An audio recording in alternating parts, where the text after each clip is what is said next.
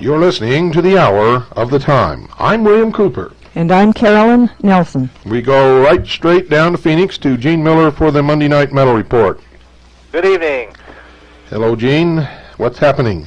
Well, let's see here. Gold today had a high of 382.40 and a low of 380.40 to close at 381.40, up $2.80. Silver had a high of 537 and a low of 5 1/4 to close at $5.36, up 13 cents. Platinum had a high of 396.30, a low of 393.50 to close at 395.50, up 65 cents. And the Dow had a high of 38.52, a low of 38.32 to close at 38.32, down $6.70. One thing that I'm sure everybody is well aware of, and maybe you'll even be talking about it tonight, the deal with the Brady bill over the weekend, that went into law. And something that, it kind of dawned on me 20 years ago, 10 years ago, probably would have never imagined something like this being passed, and slowly but surely our constitutional rights are being eroded away from us, and people think, well, about money. Well, the dollar is going to be here forever. Nothing's going to happen. We'll always be able to buy gold. I can always buy it next week, and I can always buy it 6 months from now. I can always get it later. And we probably thought that about guns, and this is probably just one step in a series of many steps to control your personal rights to bear arms and to take those personal freedoms away from you. Folks, we got to wake up. It's like I said last week in reading that article, and to you that are clients, that article went out to you, and you should be getting that shortly. But it's on our doorstep. It's here now, and folks, we've got to be taking action now as to getting ourselves prepared, not only with metals, but the whole gamut about what it's going to take to survive in this world as it's rapidly changing. We have information that'll help you on certain aspects, on the financial aspects of it, because that is part of our lives. Finances is part of our lives. We can't ignore that. We can't bury our heads in the sand. It's only one part, but it is a part, and we have we have lots of information, but information's only good if you take action and use it. Give us a call. We'll be more than happy to talk with you and sit down and formulate a game plan with you. You should know our number by now. It's 1-800-289-2646, 1-800-BUY-COIN. And Bill, I just want to let you know I appreciate what you're doing. I get calls, on a daily basis, thanking us for sponsoring you because of what you're doing. And I just want to thank you for what you're doing. My hat's off to you, sir. Well, thank you, Gene, and I appreciate that. Folks, call 1-800-289-2646. That's 1-800-289-2646. It wasn't long ago that listeners to this program were able to buy silver 1-ounce rounds for $4 a piece, and now the price of silver is way over $5, so you guys better wake up out there. Tonight we began a 3-part series, ladies and gentlemen, on the occult history of the Third Reich. The occult history of the Third Reich. Make sure that you do not miss one single episode of it. And all of you people who have been scammed and caught up in this Aryan master race bullshit, and that's exactly what it is.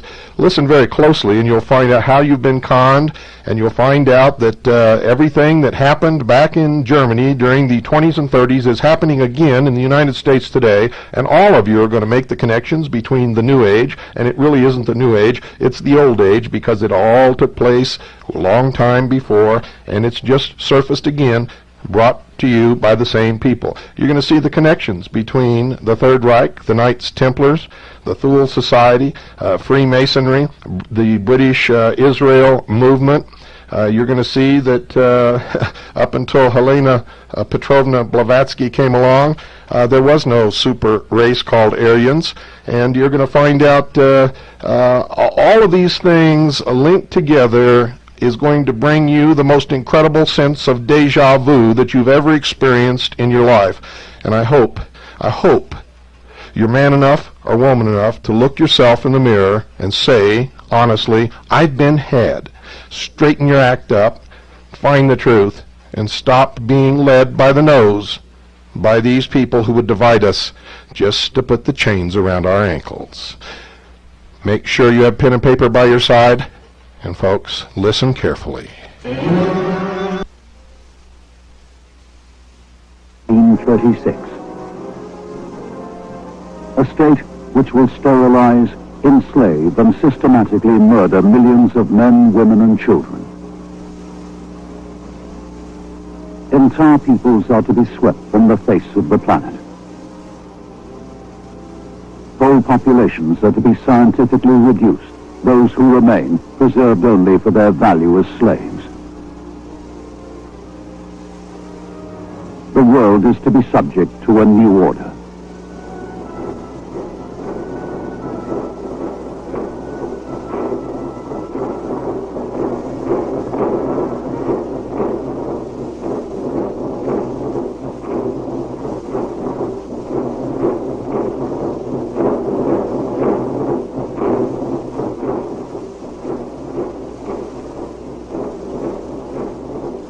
To foreign observers of 1930s Germany, National Socialism is an enigma. No conventional political explanation seems sufficient to account for such an alien phenomenon. A whole world of strange rituals and beliefs seems to have risen from nowhere to mesmerize millions of Germans.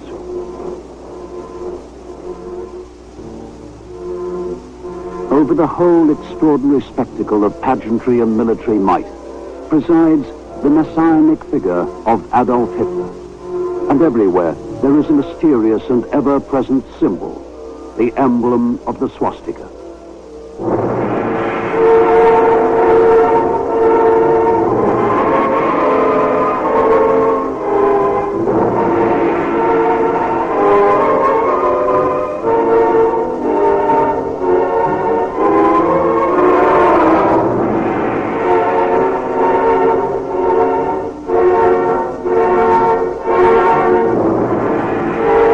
Rallies of Nuremberg consummate the mystical unity of the party, the people, and their leader.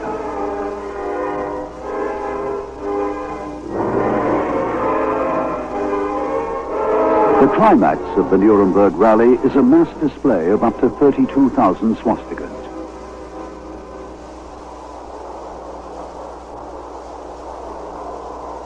A foreign reporter finds himself overawed by the force of the spectacle he is witnessing. Hitler, he writes, is restoring pageantry and mysticism to the drab lives of the 20th century. The rally has the mystical and religious fervor of an Easter Mass in a great Gothic cathedral.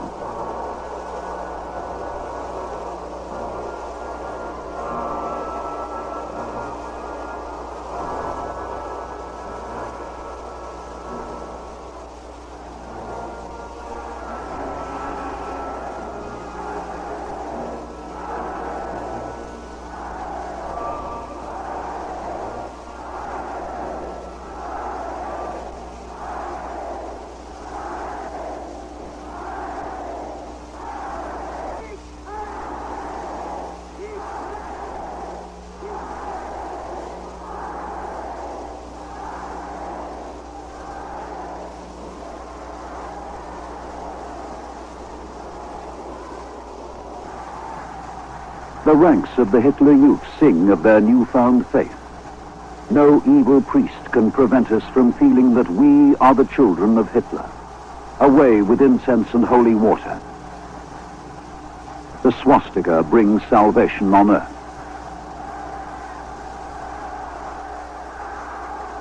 The symbol of the swastika will win the devotion of millions. Its rise will chart the growth of a strange and terrifying creed. The doctrine of National Socialism. A doctrine born in the world of the occult.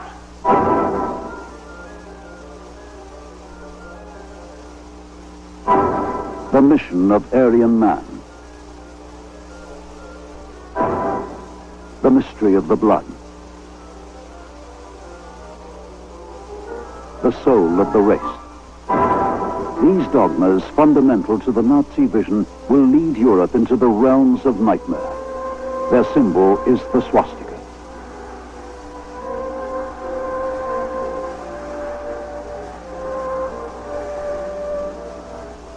The swastika was adopted by the Nazi Party in 1920, but it was neither the party's invention nor its discovery.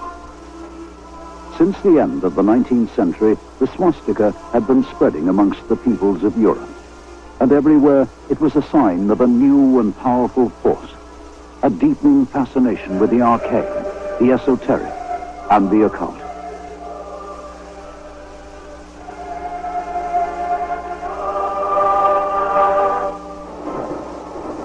The revival of the occult in Europe has its roots deep in the trauma of the Industrial Revolution.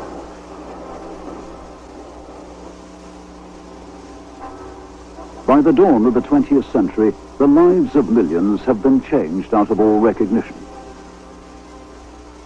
Cities, the traditional centers of commerce and fashionable life, have been transformed into sprawling industrial slums. Yet, everywhere, the catchphrase is progress. There is a widespread belief that a new world is coming. A world in which the ills of the past will be cured by science, by technology, and by democracy.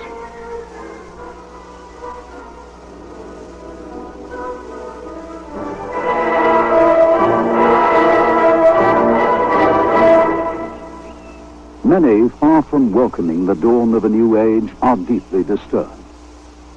With the Industrial Revolution had come a decline in the power of traditional authority.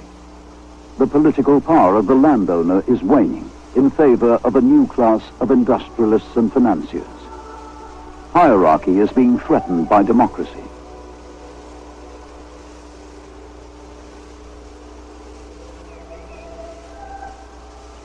It appears to many as if the world of beauty and order is disintegrating before their very eyes. Worst of all, religion itself seems in mortal danger. Cherished beliefs, accepted as true for all time, are being questioned by science.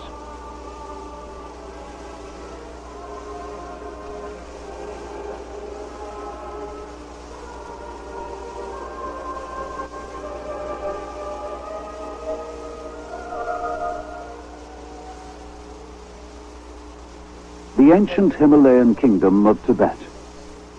From the late 19th century, Tibet is the mysterious and forbidding destination of a steady stream of travelers from the industrialized world. Many, disillusioned with the certainties of science, come in search of another, deeper knowledge.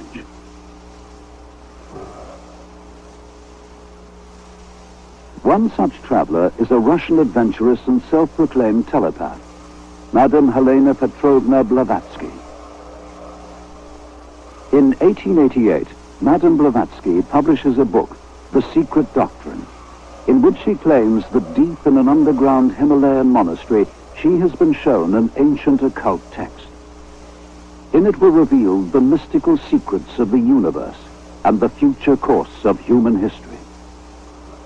In The Secret Doctrine, Madame Blavatsky describes the universe as having fallen from pure spirit into base matter, darkness, and chaos. But soon it will rise once more to reach the pinnacle of spirituality. Madame Blavatsky claims that this knowledge and more she has learned through initiation into the mysteries of 7 esoteric symbols. Of these 7 symbols, one she believed to be more potent than any other. The symbol is the swastika. In Tibetan mythology, the swastika is the sign of Agni, the god of the sun, of fire, and of creation. And always, whether clockwise or anti-clockwise, whether curved or straight-armed, it is the symbol of good fortune. For Madame Blavatsky, each cycle of creation has associated with it 7 stages of human evolution. Stages she calls root races. The race which will begin once more, the ascent from darkness to the light of the spirit, she names Aryan. In the occult teachings of Madame Blavatsky, the sign of the Aryan is the swastika.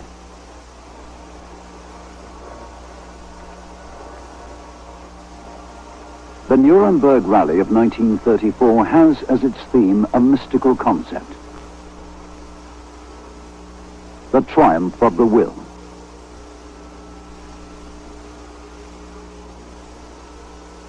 Homage is paid to a fundamental dogma in the Nazi creed of the swastika. Pure will, the expression of the soul of the race, will overcome the forces of darkness and of chaos.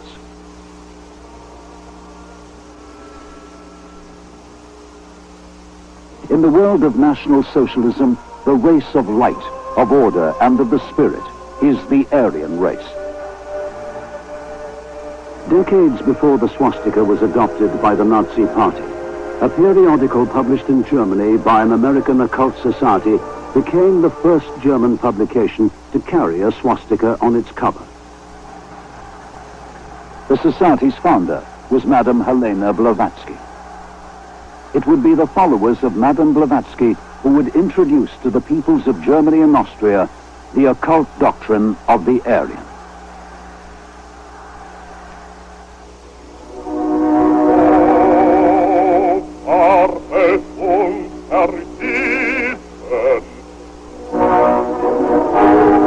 The Prussian-Austrian War of 1866 had left German-speaking Austrians an isolated minority in a predominantly Slavic Austria-Hungary. By the early 20th century, an intense longing has grown for unification with Germany.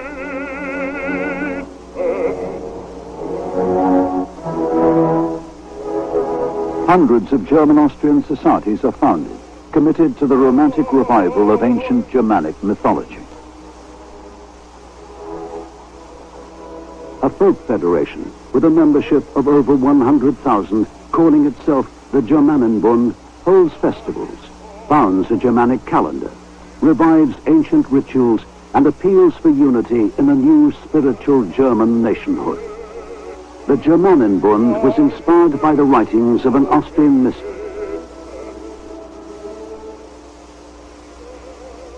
Guido von List, born in Vienna in 1848, claimed to have psychic visions of the past in which he was initiated into the secrets of the ancient Teutonic tribes.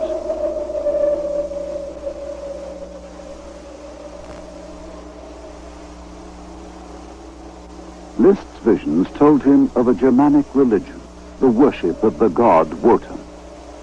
His dream is to rediscover the occult heritage of its long-vanished priesthood.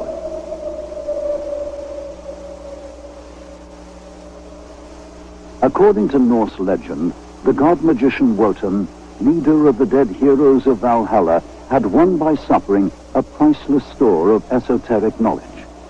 He had discovered the secret of the runes. List knew that the runes were the alphabet of a primitive system of writing. But to Germanic peoples from the 2nd century to the Middle Ages, they were also magical symbols. Symbols which List believed possessed a deep esoteric meaning. Fa, the rune of wealth, wandering and destruction. The rune of wild oxen, regeneration and sacrifice. North, the compulsion of fate. Sea, the rune of the sun and of victory. To Guido von List, runes were the key to the occult knowledge of the ancient Germanic peoples. Within a decade of his death in 1919, the runes would have become elements in a new language, the language of National Socialism. The Sieg victory rune, emblem of the Hitler Youth. The double Sieg, emblem of the Schutzstaffel, the SS.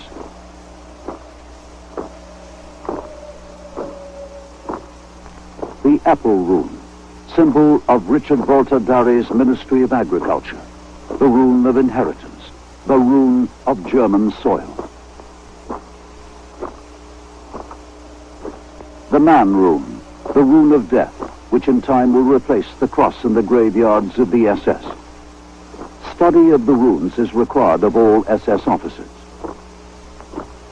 Of the many strange and mystical symbols which have found a place in the new order of National Socialism, one dominates all others.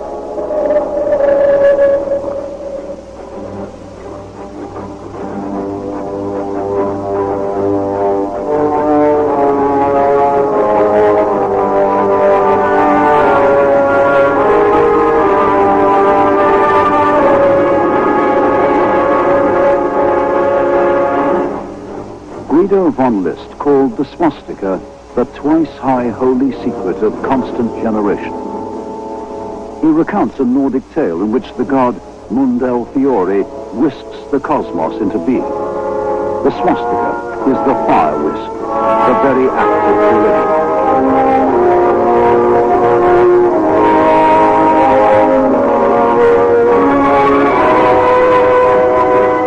A Nazi hymn proclaims, "The time of the cross is gone now.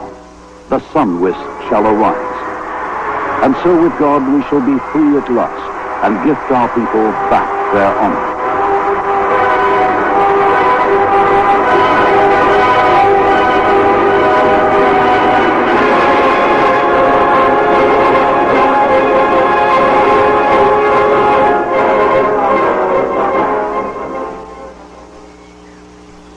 By 1909, the occult visions of Guido von List have made him famous throughout the German-speaking lands.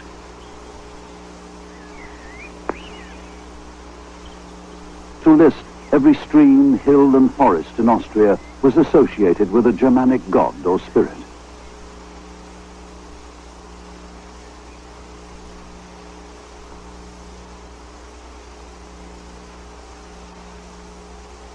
In the devices of heraldic shields, in the beams of Austrian houses, in folk customs and rituals, List claimed to see evidence that Austria was and always had been part of the German homeland. For 2 generations, German-speaking Austrians had looked to Germany for reassurance and a sense of identity. But events were about to occur which would place in doubt the very future of the fatherland itself.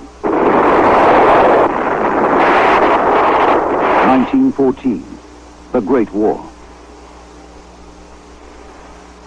For the first time in history, the might of industry is unleashed on the battlefield. Nothing could have prepared the peoples of Europe for slaughter on such an unimaginable scale.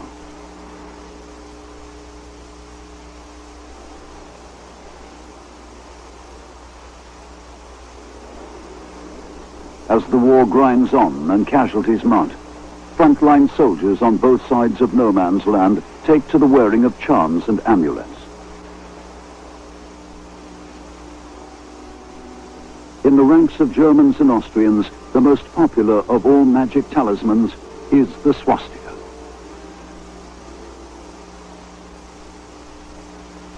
The swastika medallions and amulets worn in the trenches of the Great War are based on the researches of Guido von List. By now, an influential and wealthy society devoted to the teachings of the master has already been formed in Vienna. It is the List Society, which supplies designs to the manufacturers of swastika talismans. The swastika, now spreading amongst the German armies, is fast becoming the emblem of militant German nationalism.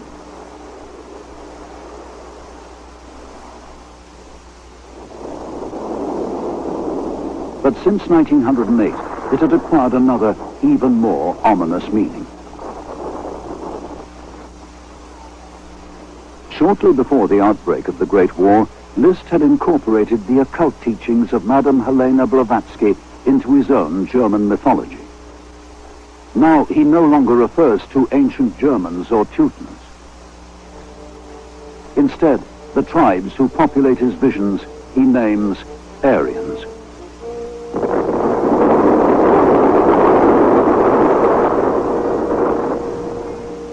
In Madame Blavatsky's writings, the Aryans are the race of upward spiritual evolution, the race whose sign is the swastika. In Hitler's Mein Kampf, the meaning of the swastika to the Nazi party is made clear. In the swastika, he writes, we see the mission for the struggle for the victory of Aryan man.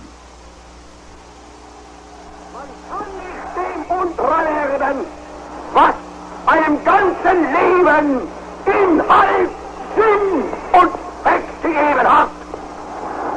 Es wird nicht so etwas aus nichts, wenn diesem Erde nicht ein großer Befehl zugrunde liegt. Und den Befehl gab uns kein irdischer Vorgesetzter, den gab uns der Gott, der unser Volk geschaffen hat. By the 1930s and the great Nazi rallies at Nuremberg, the concept of the Aryan has become a cornerstone of the party's mystical ideology. An diesem Abend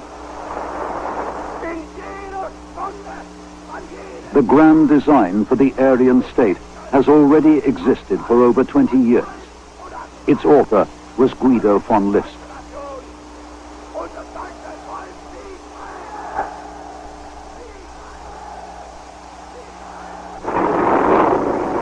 In the slaughter and misery of the Great War, the writings of Guido von List assume greater and greater significance for the soldiers of the German and Austrian armies.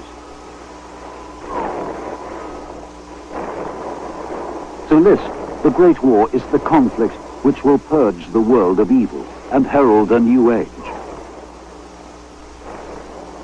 Democracy and materialism will be destroyed on the battlefields of Europe. Victory will usher in an Aryo-German empire.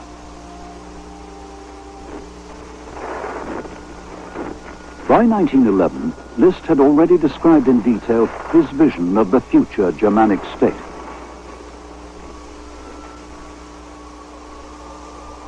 It will be a strict hierarchy in which leaders will be obeyed without question. It will be patriarchal, with full rights only for the male heads of families. Only Aryans will be entitled to citizenship.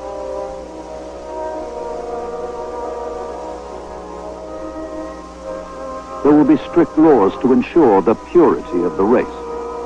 Every family will keep a record of its ancestry as proof of its Aryan blood.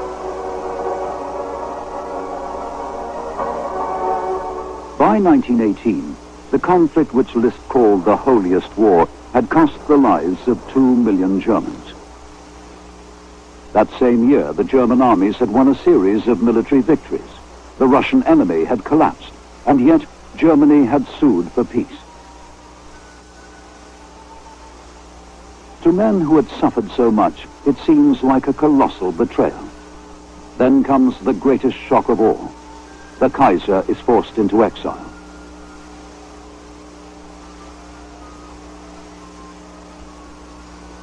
The terms imposed on Germany by the Treaty of Versailles are harsh and punitive. Key industrial regions must be handed over to the victors.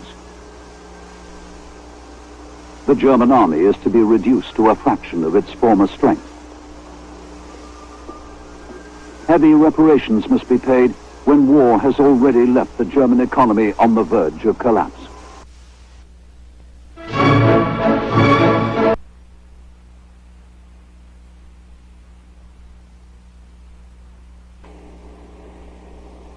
The Versailles Treaty will fatally undermine the authority of the new Weimar Republic. The ministers who signed its terms will become known as the November criminals.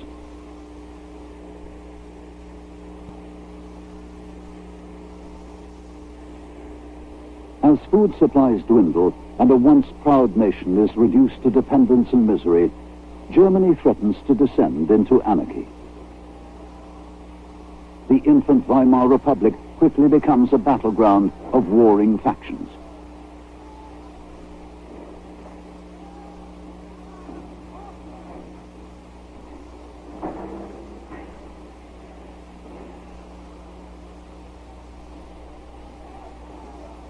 In the major cities, revolutionary socialist republics are declared by councils of workers and soldiers.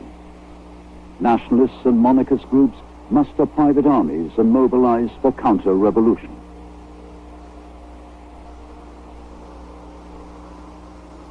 Behind the factions on both sides is the hidden hand of conspiracy. Among the many shadowy groups organizing nationalist counter-revolution is the wealthy and powerful Thule Society. Thule is the Munich lodge of the nationalists and anti-Semitic German order. The German order is dedicated to the occult teachings of Guido von List. On November the 9th, 1918, Rudolf von Sebottendorf, master of Thule, addresses a hastily convened meeting of the lodge. Socialist republics have been declared in both Munich and Berlin. Yesterday, we experienced the collapse of everything which is familiar, dear, and valuable to us. I am determined to pledge Thule to this struggle. Our god is Valvata. His rune is the Arun.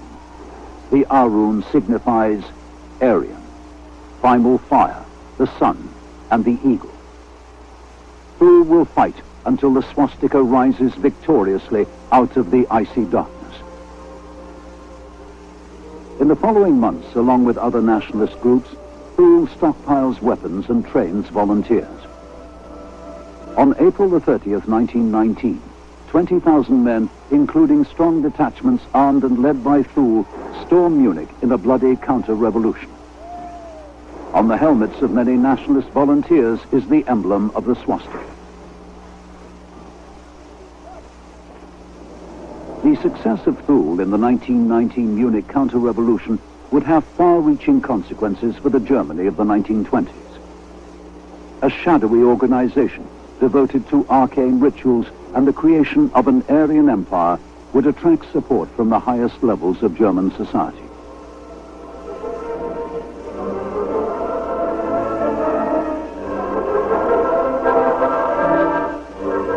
The secret German order, parent order of Thule, was founded in 1912. It was and would remain virulently anti-Semitic and anti-democratic.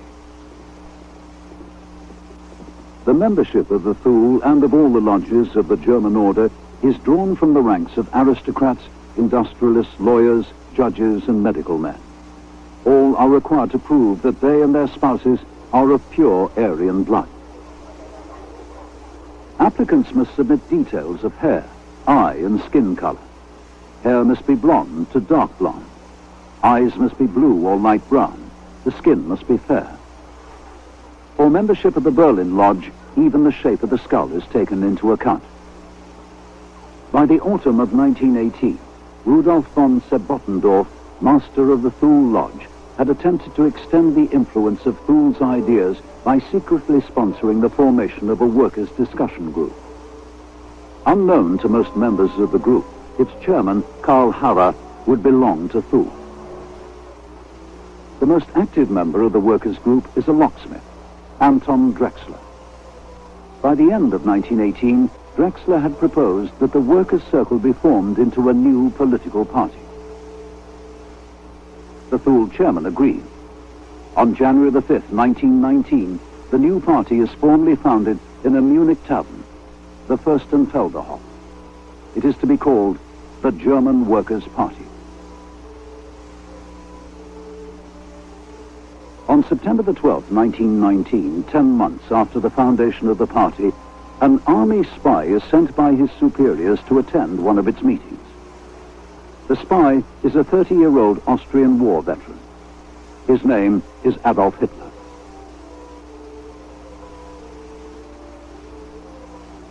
Within weeks, Hitler has joined the party, become a regular speaker at beer hall political meetings, and has been appointed to the party's steering committee. Within 4 months, the party has changed its name. It has become the National Socialist German Workers' Party.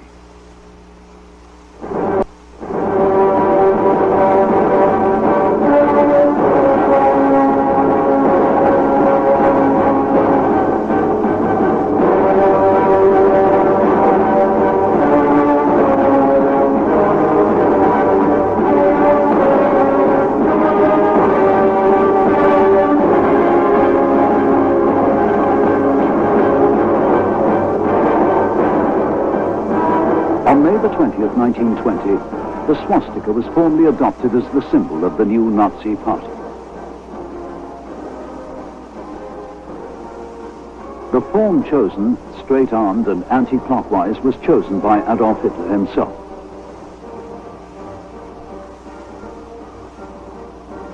Until now, the nationalist swastika had no set direction. The swastika talismans of the Great War were vertical and tilted, clockwise and anti-clockwise. Hermann Goering, future chief of the German Air Force, as a nationalist volunteer of 1919, wore a vertical anti-clockwise swastika. In the ranks of the nationalist counter-revolutionaries, both clockwise and anti-clockwise forms were commonplace. The curved swastika of Thule, chosen from the many popularized by Guido von List, will not be forgotten by the party to which Thule gave birth. It will live on the belt buckles of the brown-shirted stormtroopers. The ceremonial swords of the Luftwaffe will bear the Thule swastika. Decorations for anti-partisan warfare on the Eastern Front will display the Thule dagger and the curved swastika. Whatever the form in which the swastika will appear in the banners and regalia of National Socialism, its meaning will remain the same. It is the meaning claimed for it by Madame Blavatsky and Guido von List. It is the sign of creation, the sign of the mystical destiny of Aryan man. By the 1920s, the spread of Charles Darwin's theories of evolution has had a profound impact on nationalist consciousness. A new explanation for the differences between cultures and for the rise and fall of civilizations is now possible. Increasingly, laws of inheritance are believed to be the key to history. The artistic achievements of a nation, its courage in war, its temperament, even its spiritual life, are all believed to be the legacy of race. It is a belief that will culminate in the official Nazi doctrine that each race has its soul, and each soul its race.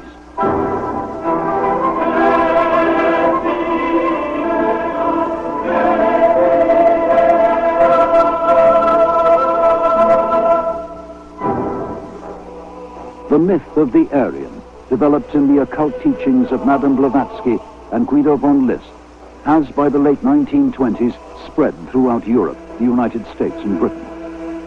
And with it, fascination with the swastika.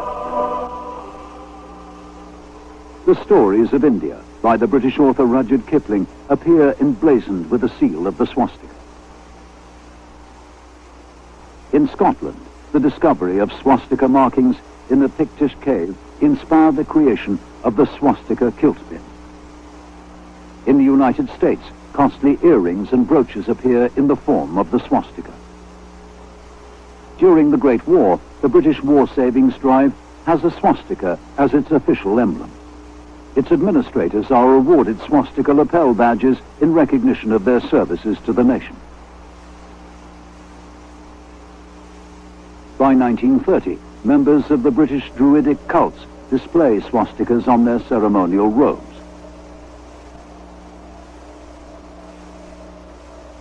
In 1932, an English periodical appears with the title, The Superman. It is devoted to physical culture, and on its cover is a border of swastikas. The Superman, as well as features on sport and health, carries articles by respected British scientists, warning of the racial contamination of Saxon Britain. Und ich weiß, das kann nicht anders sein, denn ihr seid Fleisch von unserem Fleisch und Blut, von unserem Blut, und in euren jungen Gehirn brennt dasselbe Geist, der uns beherrscht.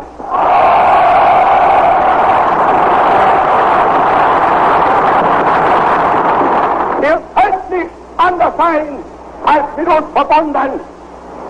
Und wenn die großen Kolonnen unserer Bewegung heute fliegen durch Deutschland agieren, dann weiß ich, ihr schließt euch den Kolonnen an.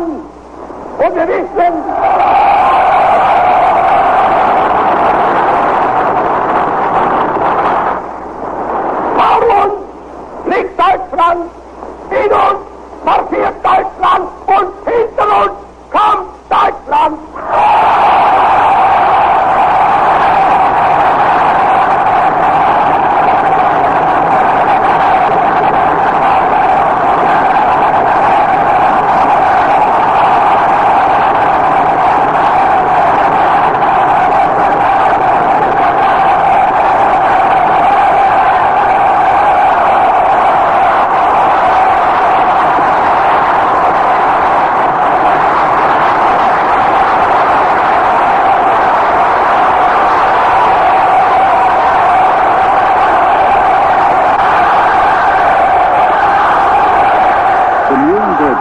1934. The Führer, addressing the massed ranks of the Hitler Youth, speaks of Germany, of the blood, and of the continuity of the race. In the coming year, a series of new German laws will be signed into existence by Adolf Hitler. The first Reich law of citizenship will divide the people of Germany into two classes. Those of pure Aryan blood will be full citizens of the Reich. Non-Aryans will be reduced to mere subjects of the state. A second law, the law for the protection of German blood and German honor, will forbid pure-blooded Aryans from marrying people of Jewish descent. Soon after, the measure will be extended to forbid intermarriage between Aryans and all non-Aryans. The Germanic vision of Guido von List is becoming a reality.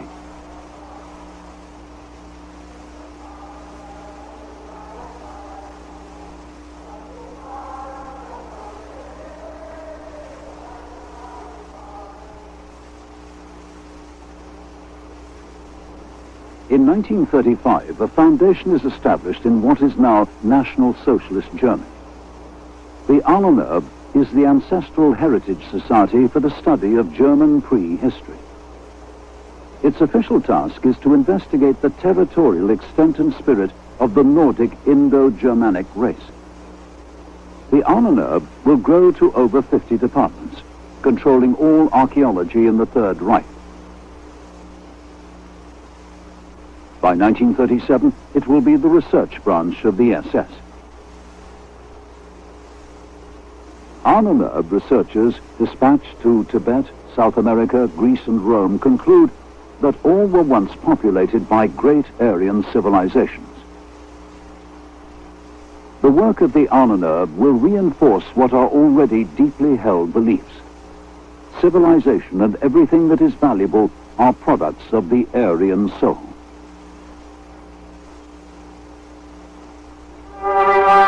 The way is open for Adolf Hitler to claim, if we divide the human race into three categories, founders, maintainers, and destroyers of culture, the Aryan stock alone can be considered to represent the first category.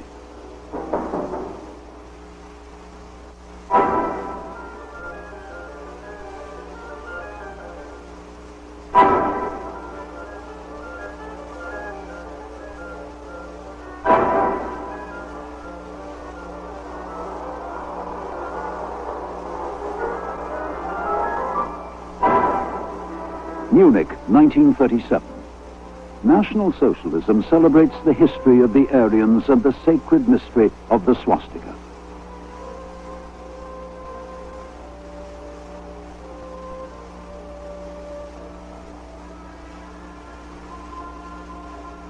The solemn ritual has been organized by Alfred Rosenberg, official ideologist of the party and one-time associate of the Thule Society.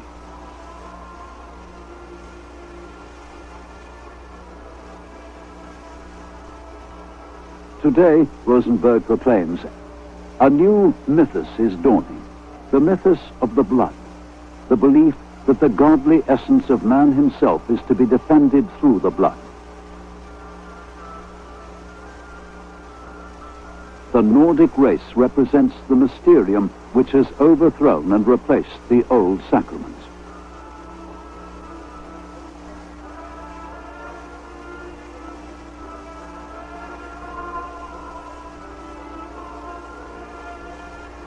Already in the rituals of the Hitler Youth, the Christian Gospels have been replaced by readings from Mein Kampf.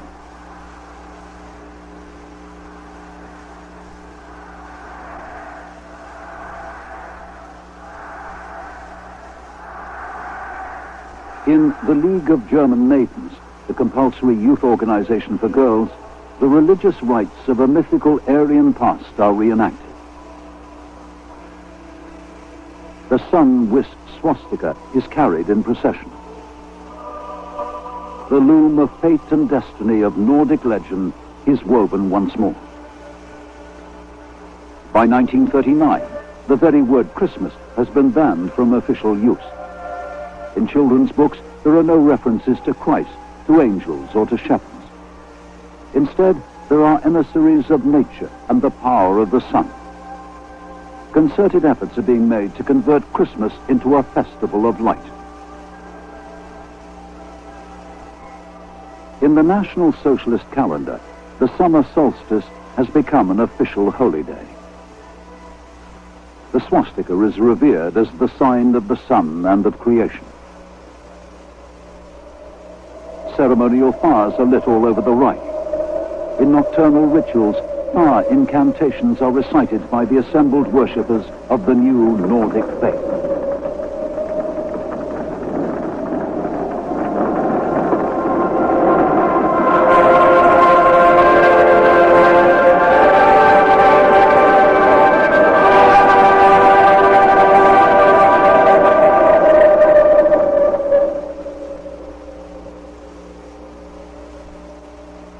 Consecration of the blood flag.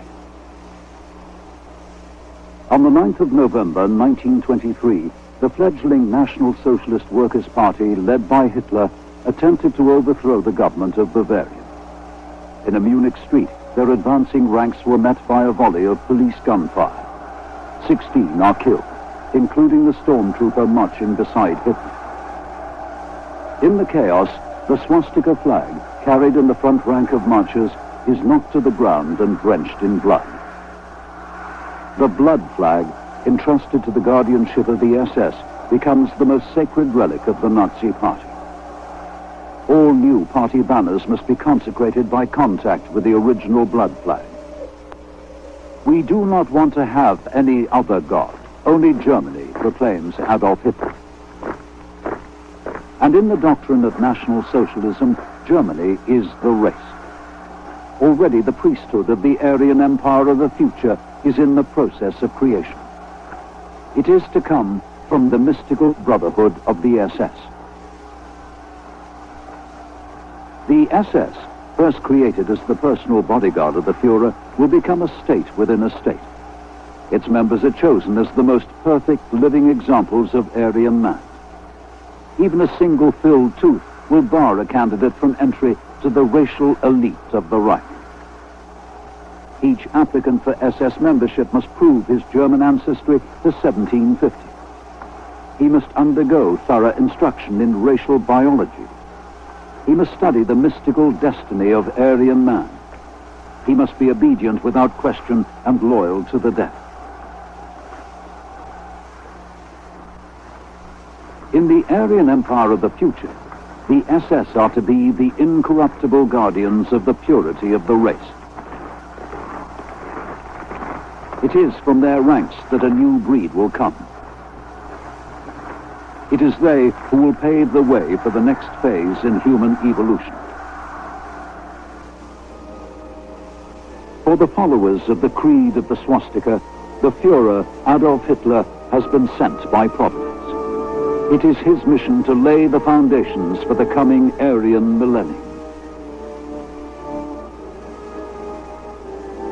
During the Great War, Guido von List revived an ancient Nordic prophecy. The strong one from above ends the faction. He settles everything with fair decisions. Whatever he ordains shall live forever. In reality, the 1,000-year Reich will live for 12 years. In those 12 years, Adolf Hitler will preside over a nightmare of mass murder, world war, and the destruction of Germany itself.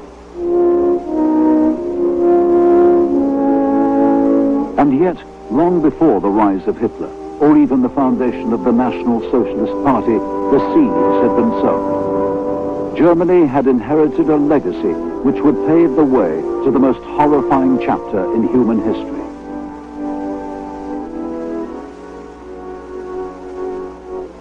The occult teachings of Madame Blavatsky, Guido von List and their disciples, the Aryan fantasies of secret societies, the racial myths of militant nationalism, a legacy already inextricably bound to a symbol.